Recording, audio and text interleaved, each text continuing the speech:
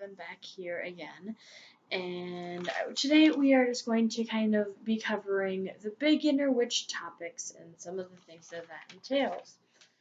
So as usual, I do have my notes that I have written down to help with this, as well as I have why don't I show you? This is my little mini altar that I will be using when I show you guys how to do crafts.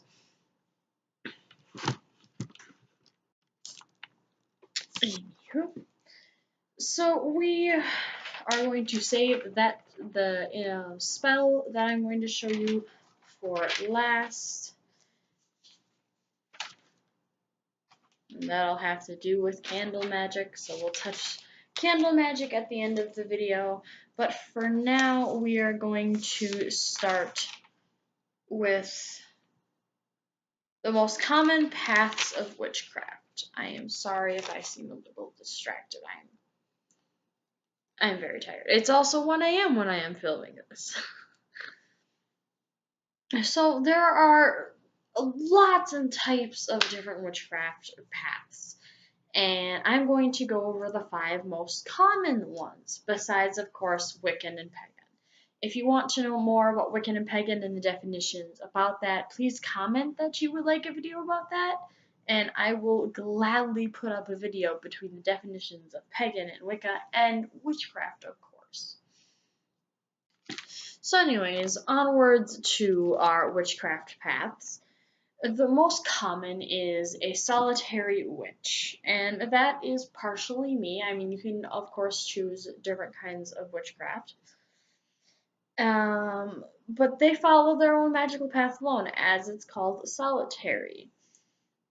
They are usually self-taught, and most don't want a coven. However, there are a lot of solitaries that are solitaries because they just can't find covens around them. They can't get out there and find one. However, some choose to just flat out work alone. And then there is the eccentric witch, which I am. This is a witch who incorporates a variety of magic in her styles. So she uses the styles from various traditions and most common among solitaries. So eccentrics are the most common around solitaries mainly because it is hard for an eccentric, with all of her different ideals and different traditions and different varieties mixed into one, to find a coven that also has all of those ideals mixed into one. And though some traditions are eccentric in themselves, they have the choice to pick and choose what resonates most with them. Meaning, as an eccentric witch, if I don't feel like I follow Satanist rules, I won't follow the Satanist rules. If I feel like I don't follow the Norse rules very well, then I won't follow the Norse rules. However, I do follow Norse rules. Just an example. So eccentrics overall are a mix of traditions, and they do their own thing. They are a unique witch. And then in with the next one, which is our third type of witch, which is the hedge and green witch. Now, this is a mix of witchcraft and shamanism. They study a lot of herbal stuff, nature, shamanism, healing lore, hearthcraft, and nature-oriented magic. AKA, they're very, very good with earth element magic. Head witches are often known with interacting with spirits on the other side, which is pretty true. Even though they are nature-based, because they are so nature-based, they are easily able to connect to the other side, if that makes any sense. Then there is wild witchcraft, which is very much like hedge green witchcraft, but it differs in that it is more primal and wild. They will often hunt, fish, and trap and offer these things to their deities and thanks for things. And the role of the circle of life. And then there's the last one that I am going to kind of pop in there. The last most common witch is the kitchen witch.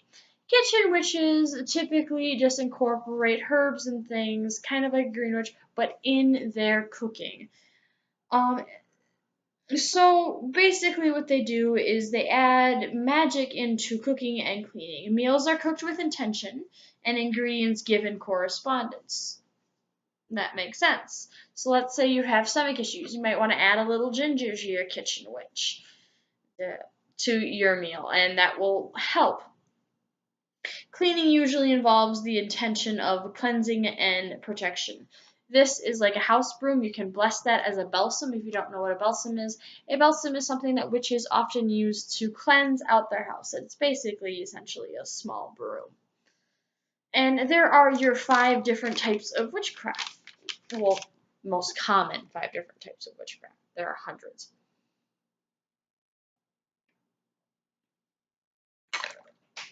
Sorry, I get thirsty. Anyways, on to the next thing. We kind of talk about what is the witch's workshop and training your mind. However, a little tidbit for the new witch, because technically this is a beginner witch video. An altar is very important, even if it is small. So anyways, an altar is a very important part of a witch's life. If you can have one, of course, if you're in, like, if, as we call it, a closet witch, you're fine. But an altar is an important thing to have, as it's something you can communicate with your deities and stuff, and your divine ones. Your your altar can also be anywhere on the earth, as the earth is sacred to our gods and goddesses. An altar and a witch may bring together meaningful items and symbols. There are no rules as to what you have to have on your altar, but the most common things are your athe, which is a witch's dagger, altar bells, altar bowls, which I have one right here, altar clothes, chalices, and cauldrons. An altar is a personal and unique tribute to what you believe in. Also, witches typically make offerings to their deities at this time, at their altars. Not gonna cover that and that. I think we're gonna save that for another video and just move on to what is a candle spell, and then show you guys how to do a candle spell. So candle magic is different for everyone. There are, of course, the meanings to the colors, and that's what I'm going to read off. Red is for assertive courage, creativity, energy, passionate love, and sex. Orange is for ambition, concentration, legal issues, and success. So use orange in like court spells. Yellow is attractive, clarity, happiness, and intelligence, persuasiveness, and travel. So use yellow in an arguing spell. Green, growth, fertility, harmony.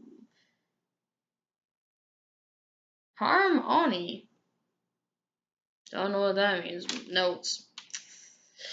Health and wealth. So I would use green for fertility or money. But again, money spells are always weird. And blue is for dream work, healing and intuition, loyalty, peace, and spirit.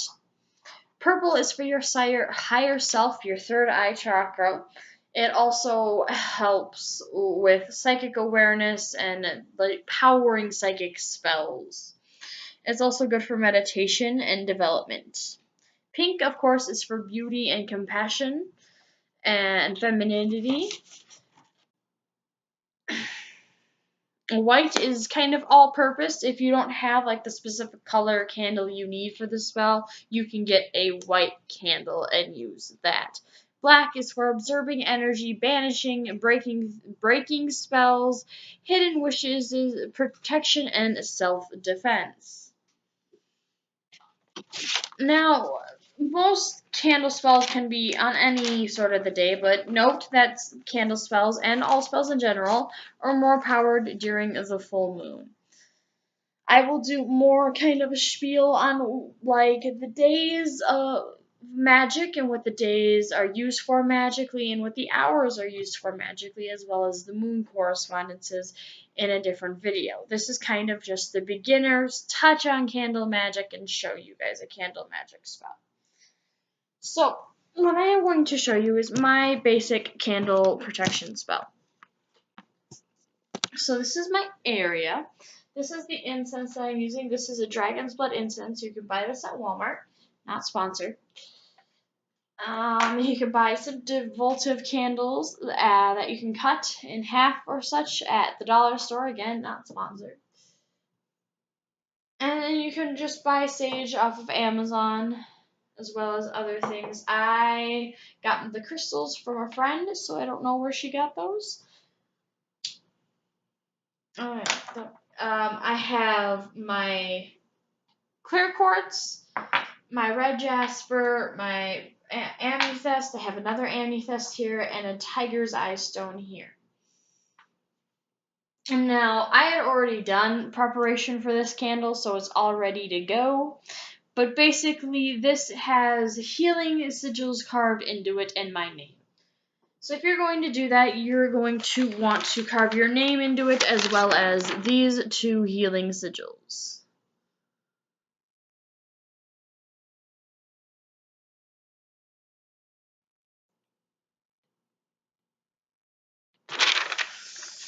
After you're done putting your name and your sigils on them, you can say, I ask, you have to light it, of course.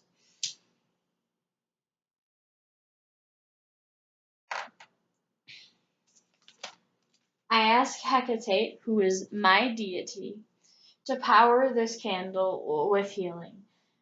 May Emily Bain, who is me, be healed quickly and completely with no pain, as I say, so mote this be. I asked Hecate to power this candle with healing. May I be healed quickly and completely with no pain, as I say, so mote this be. I ask Hecate to power this candle with healing. May I be healed quickly and completely with no pain, as I say, so mote this be. Now, because this is a positive spell and not a negative one, I don't suggest saging afterwards. But if you do a slightly negative spell, please remember to sage your house afterwards to get rid of the negative things. You can repeat this again as many times, and of course, if your deity is not Hecate, don't say that. Say your own deity's name. Also, if you have their name or you want to add a picture to your spell, make sure to just set that up as well. And to light your dragon's blood slightly after you light your candle so it aids with the spell, because dragon's blood makes it powerful and act faster.